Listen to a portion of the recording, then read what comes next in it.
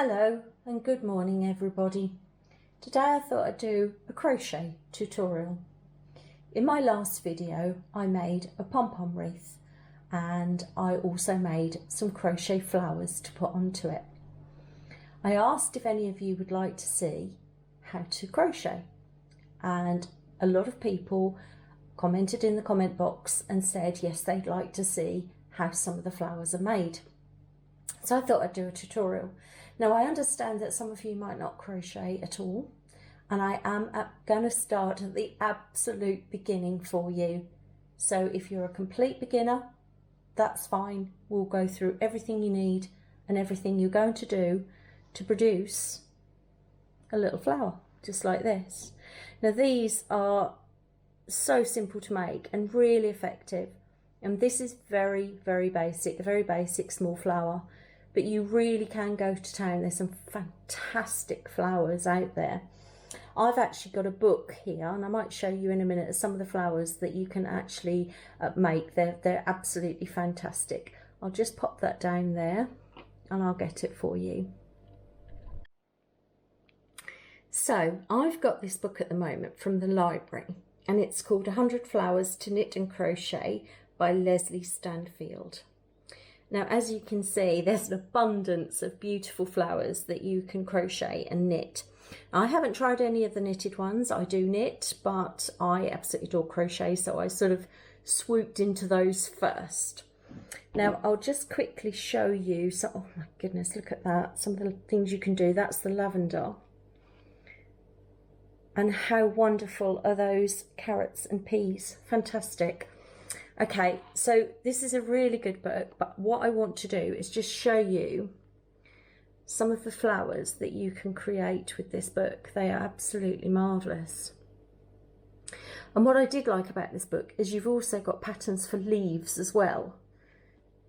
They're fantastic. This is one of my favourites, a pansy. We've got the violas up here, which are really, really nice. I love those. Those are knitted. What have we got? All sorts of things. There's butterfly down there. As you'll see on my last video, I did actually make a butterfly and put onto my wreath, and that was a crochet one.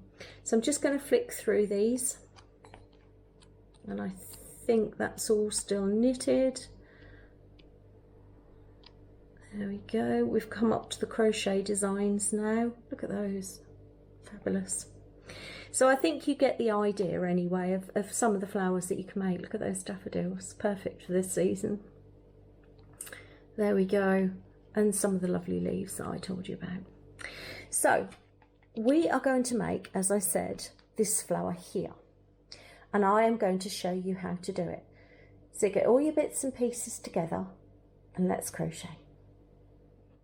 Okay, so let's start by getting our wool. Take the band off there and find the end, which I really should have done before I came on. Here we go.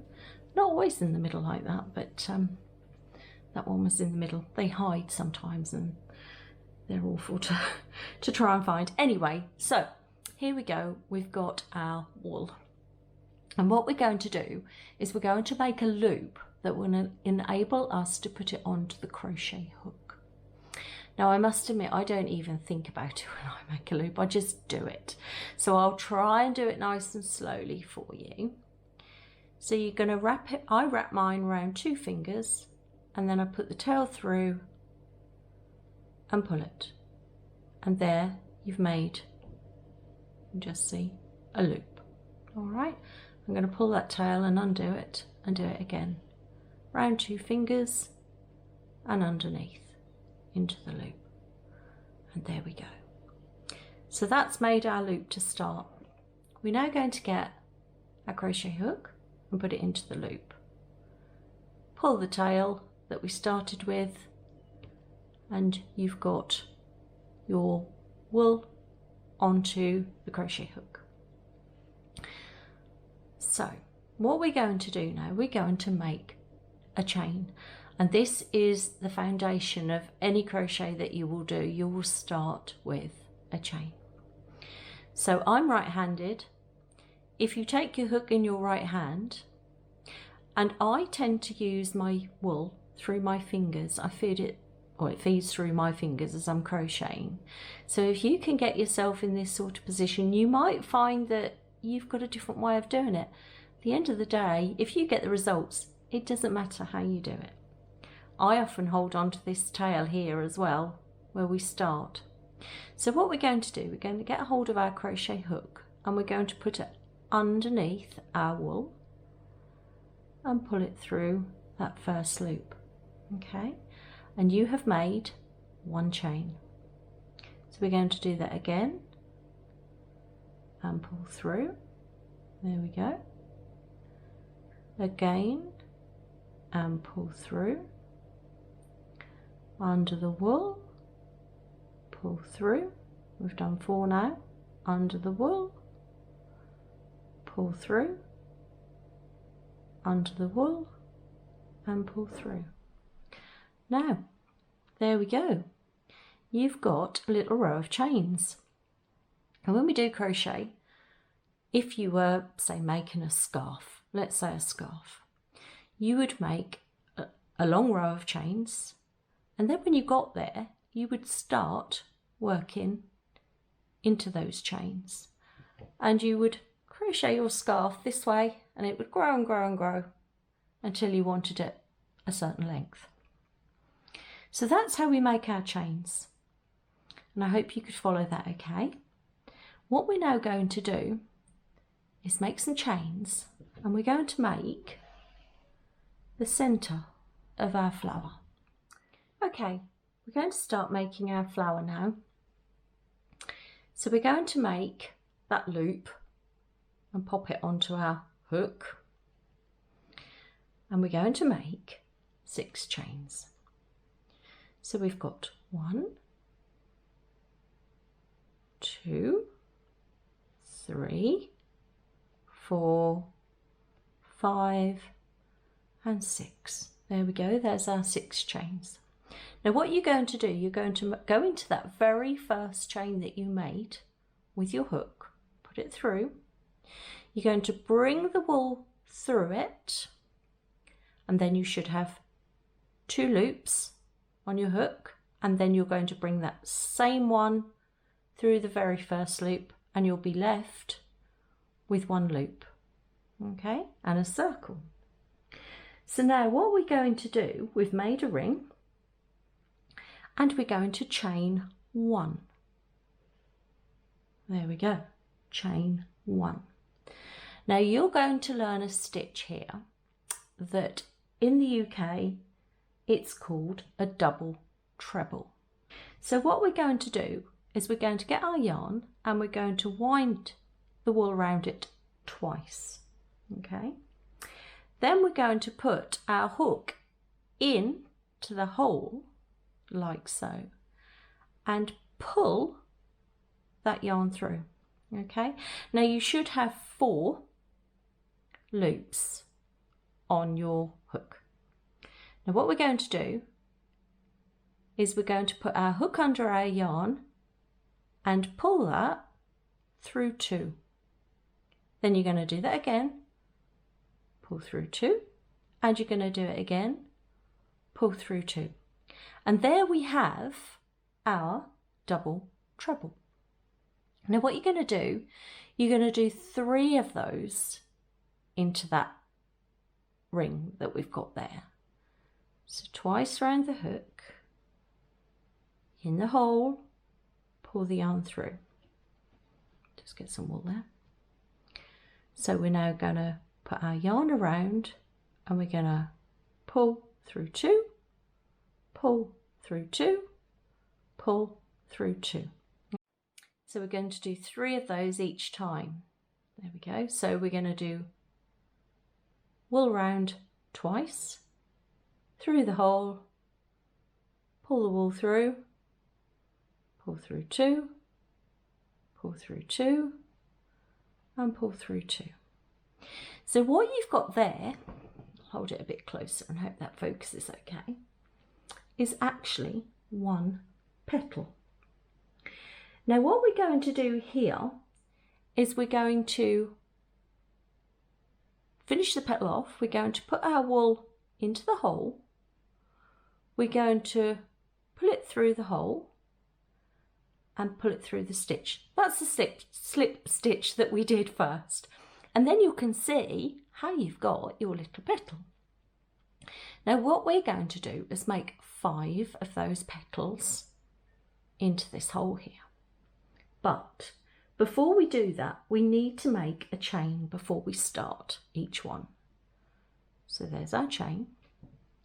Now we're going to wrap the wool around twice into the hole, pull through 2, pull through 2, and pull through 2. Okay. Again, round the hook twice through the hole, pull through 2. Whoops, lost my wool a bit there. This is actually a sparkly wool and it's got several sort of fibres on it, and it's very easy to split the wool and pull through again the 2 and pull through the 2. So that's 2.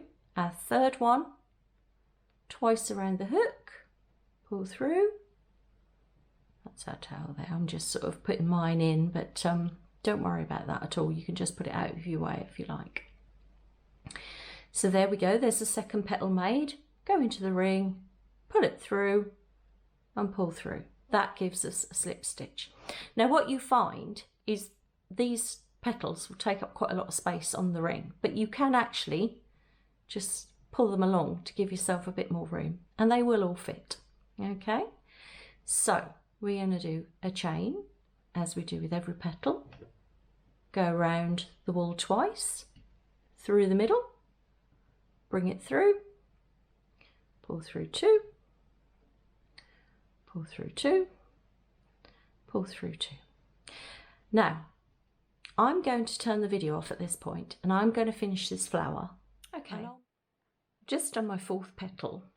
What you might find is it looks like you're just not going to fit another one on there, but you will. So what you just need to do is pull the petals along the chain that we very first made, and you will find that you will have space to put your last one on. So I'm just going to do a chain up for my very last one and do the stitches that I showed you. So pull through 2, pull through 2, pull through 2, round twice, pull through 2, pull through 2, pull through 2, last one, there we go, pull through 2, pull through 2 and pull through 2. Now you're going to do exactly the same with your slip stitch into that ring that I showed you before. So pull your wool through and pull it through the stitch that's on your hook. Yeah, that's the one. And there we go, we have our little flower. Now what you need to do to finish off, you need to get your scissors and cut your wool, okay, like so. But you keep your very last chain on your hook, or your very last piece of wool on your hook.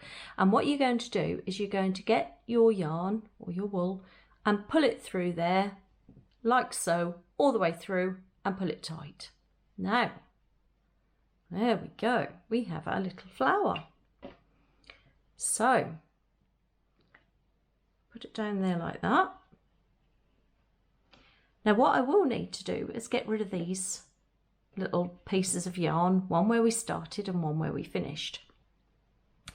So this is now where your darning needle is going to come in. I believe it's probably not called a darning needle.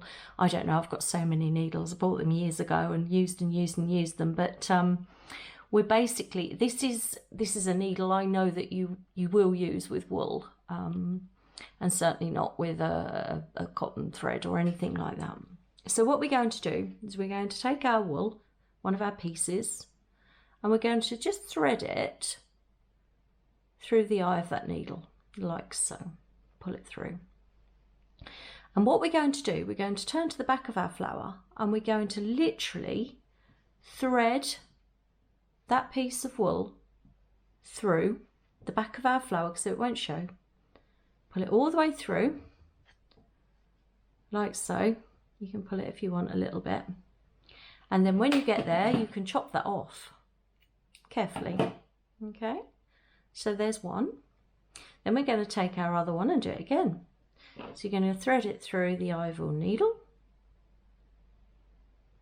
like that. And on the back of our flower, we're going to take it and thread it through and pull it all the way through and carefully cut it off. Get those bits out of the way. And there we go. There's your little flower. And it wasn't that difficult, was it? So that's it for me for today. I hope you enjoyed making your crochet flowers. I do feel that there's something the little ones could do as well. There's so much that you can do with them. I mean, you could literally do anything. You could sew them onto clothes, sew them onto shoes, make brooches out of them, make jewellery out of them. You could even make earrings out of them, I think. You can do so much. A necklace, I think a necklace would be really, really nice. And, you know, that would be a nice gift maybe for a nan or an aunt or mum, or just to make for yourself. But I do think the children would really, really enjoy this, and I think they'd probably pick it up quite well. So that's it for me today. Don't forget to like and subscribe. I will be bringing you a lot more crafty content, and I hope to see you all again soon. Bye for now.